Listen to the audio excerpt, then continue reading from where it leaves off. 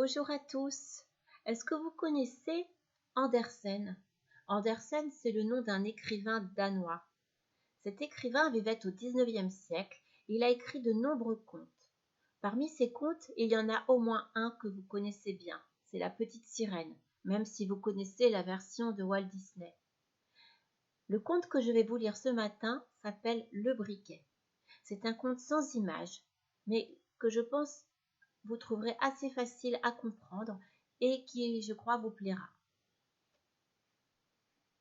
Un soldat marchait sur la grande route. Une, deux. Il avait le sac sur le dos et le sabre au côté. Il avait fait la guerre et maintenant il revenait chez lui.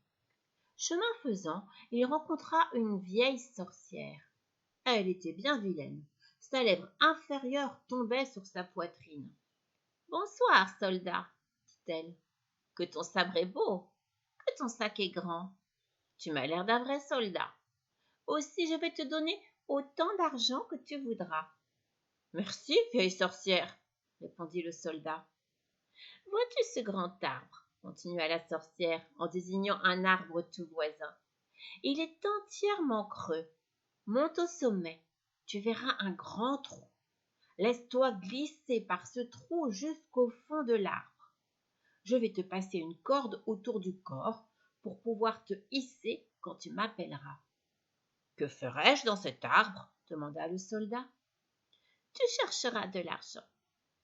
Une fois au fond de l'arbre, tu te trouveras dans un grand corridor bien éclairé, car il y brûle plus de 100 lampes.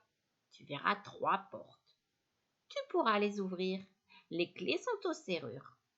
Si tu entres dans la première chambre, tu apercevras au milieu du plancher une grosse caisse avec un chien dessus. Les yeux de ce chien sont grands comme des tasses à thé, mais n'y fais pas attention. Je te donnerai mon tablier à carreaux bleus, tu l'étendras sur le plancher.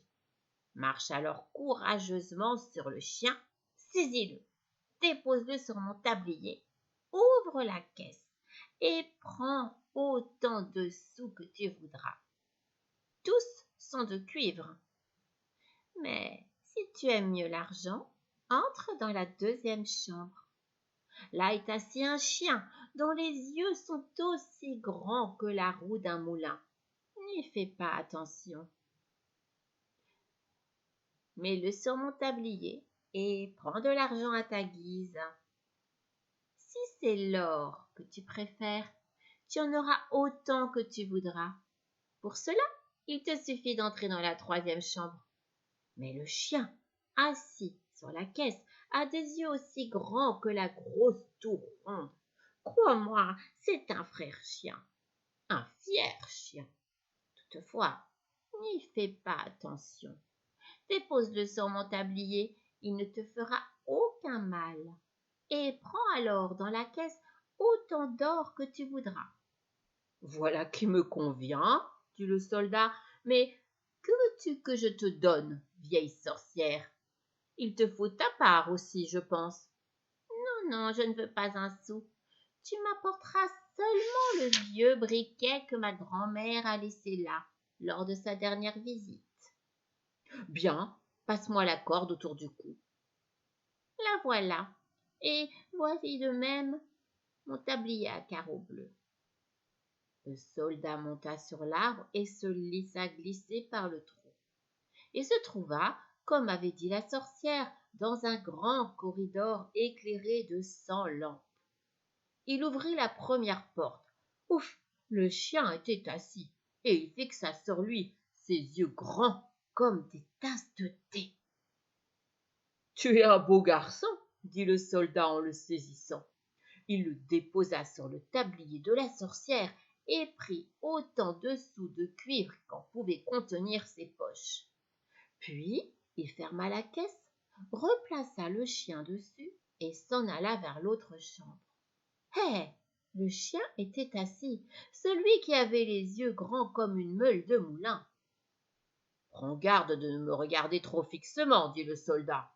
Tu pourrais gagner mal aux yeux. » Puis il plaça le chien sur le tablier de la sorcière. Mais En voyant la grande quantité de monnaie d'argent que contenait la caisse, il jeta tous ses seaux de cuivre et bourra d'argent ses poches et son sac. Puis il entra dans la troisième chambre. Oh, c'était horrible. Le chien avait en effet des yeux aussi grands que la tour ronde. Il tournait dans sa tête comme des roues. Bonsoir, dit le soldat en faisant le salut militaire, car de sa vie il n'avait vu pareil chien. Mais après l'avoir un peu regardé, suffit, pensa-t-il. Il le descendit à terre et ouvrit la caisse. Grand Dieu, que d'or il y avait! Il y avait de quoi acheter toute la ville de Copenhague, tous les cochons en sucre des marchands de gâteaux, tous les soldats de plomb, tous les jouets, tous les dadas du monde. Oui, il y en avait de l'or. Le soldat jeta toute la monnaie d'argent dont il avait rempli ses poches et son sac, et il la remplaça par de l'or.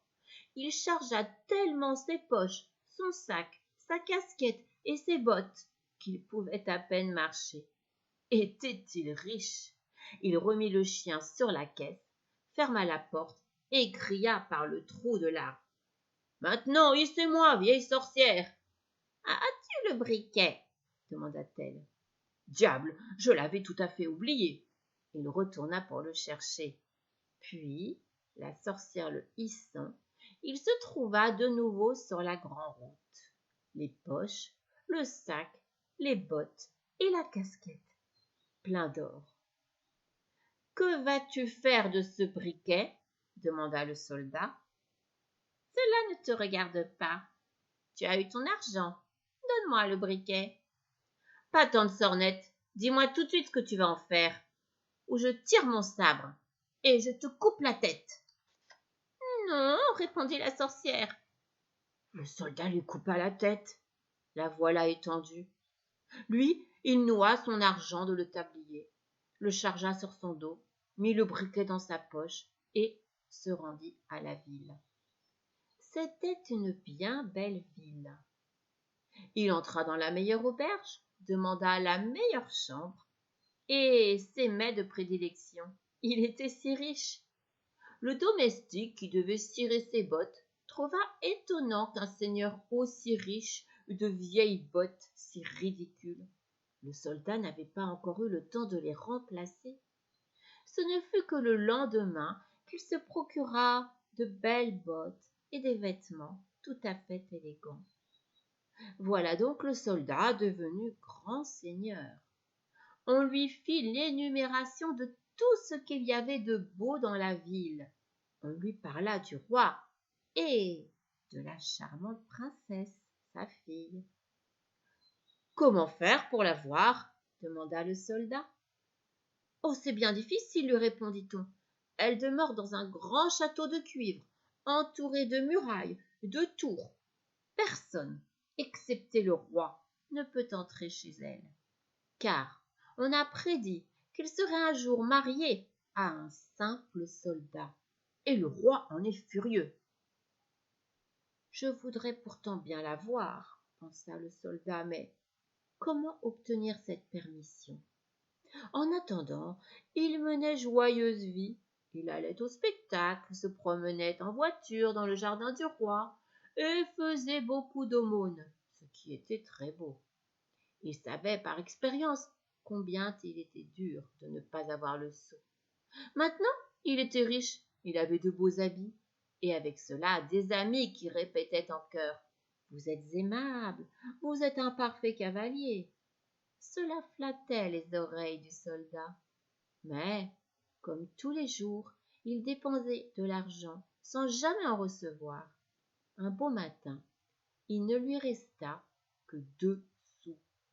La belle chambre qu'il habitait, il fallut la quitter et prendre à la place un petit trou sous les toits. Là, il était obligé de cirer lui-même ses bottes, de les raccommoder avec une grosse aiguille. Et aucun de ses amis ne venait le voir. Il y avait trop d'escaliers à monter. Un soir, bien sombre, Il n'avait pas eu de quoi s'acheter une chandelle. Il se rappela soudain qu'il s'en trouvait un petit bout dans le briquet de l'arbre creux. Il saisit donc le briquet et le bout de chandelle. Mais au moment même où les étincelles jaillirent du caillou, la porte s'ouvrit tout à coup, et le chien, qui avait les yeux aussi grands que des tasses à thé, se trouva debout devant lui et lui dit « Monseigneur, qu'ordonnez-vous » ?»« Qu'est-ce que cela ?» s'écria le soldat. « En voilà un drôle de briquet. J'aurai donc, de cette manière, tout ce que je voudrais. Vite, apporte-moi de l'argent. » Houp, l'animal est parti. Houp, le voilà revenu, tenant dans sa gueule un grand sac rempli de sous. Le soldat savait maintenant quel précieux briquet il possédait. S'il battait une fois, c'était le chien de la caisse aux sous qui paraissait. S'il battait 2 fois, c'était le chien de la caisse d'argent. 3 fois, c'était le chien qui gardait l'or.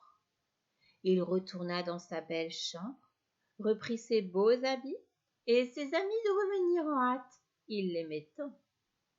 Un jour, le soldat pensa « C'est pourtant une chose bien singulière qu'on ne puisse parvenir à voir cette princesse. Tout le monde est d'accord sur sa parfaite beauté. Mais à quoi sert la beauté dans une prison de cuivre? N'y aurait-il pas un moyen pour moi de la voir? Où est donc mon briquet ?» Il fit feu et houp, voilà le chien avec des yeux grands, des tasses à thé, qui est déjà présent. « Pardon, il se fait tard, dit le soldat, mais je voudrais voir la princesse, ne fût-ce qu'un instant. » Et voilà le chien parti. Le soldat n'avait pas eu le temps de se retourner que le chien était revenu avec la princesse. Elle était assise sur son dos, si belle qu'en la voyant, on devinait une princesse.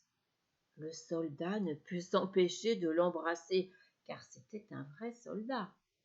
Puis le chien s'en retourna avec la princesse.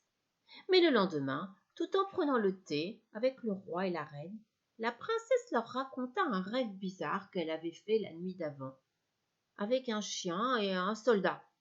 Elle était montée à cheval sur un chien, et le soldat l'avait embrassée.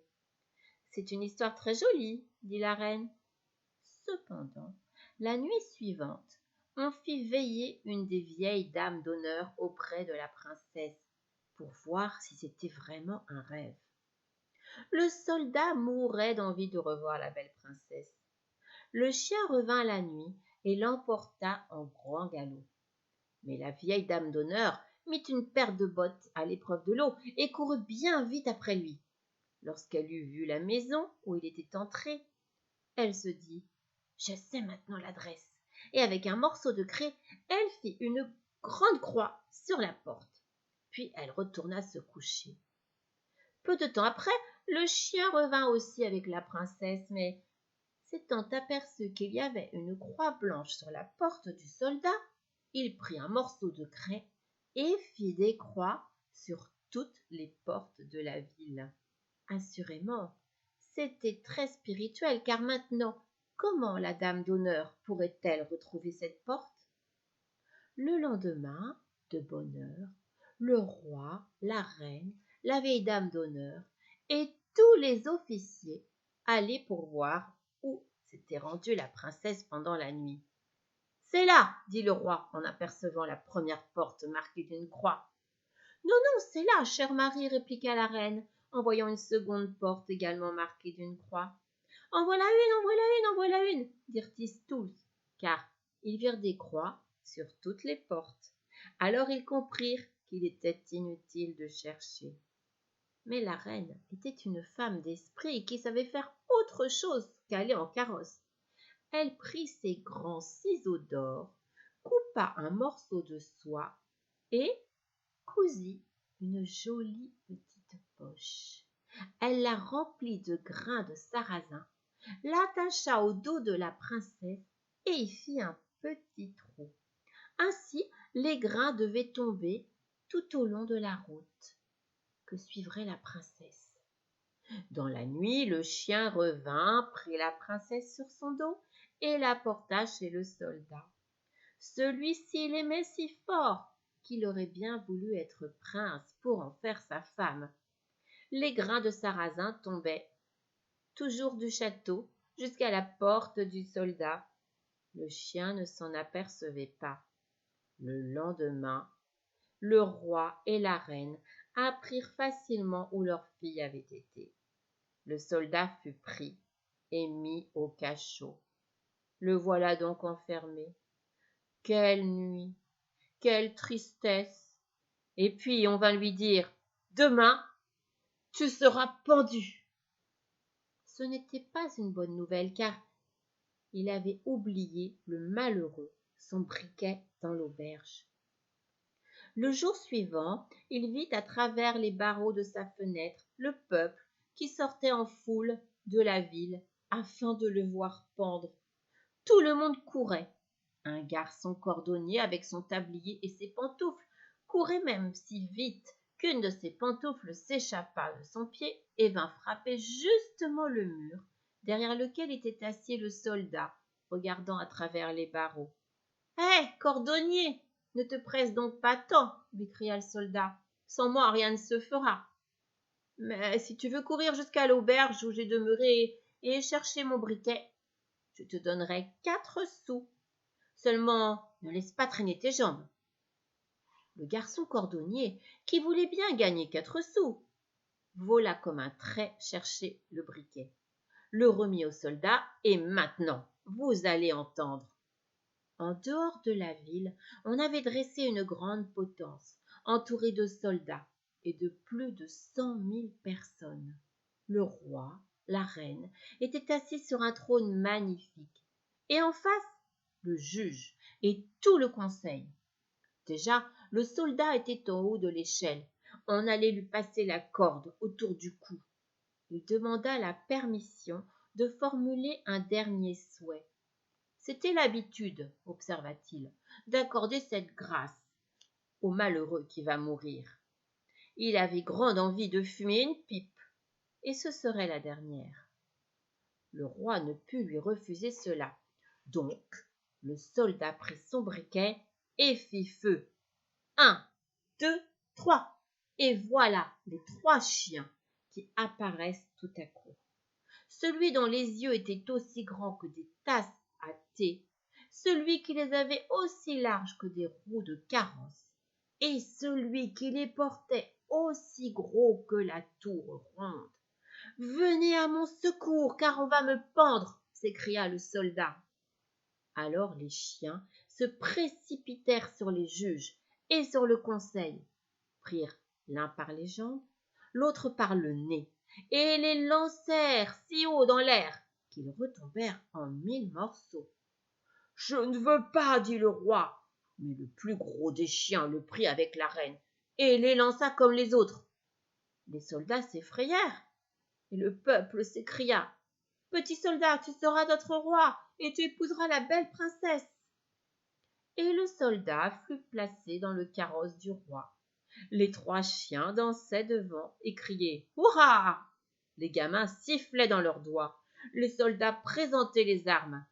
La princesse sortit du château de cuivre et elle devint reine, ce dont elle ne fut pas médiocrement flattée. La noce dura 8 jours. Les 3 chiens y étaient invités et à table surtout. Ils ouvrirent des yeux énormes. J'espère que cette histoire vous a plu et je vous souhaite une bonne journée à tous. À demain.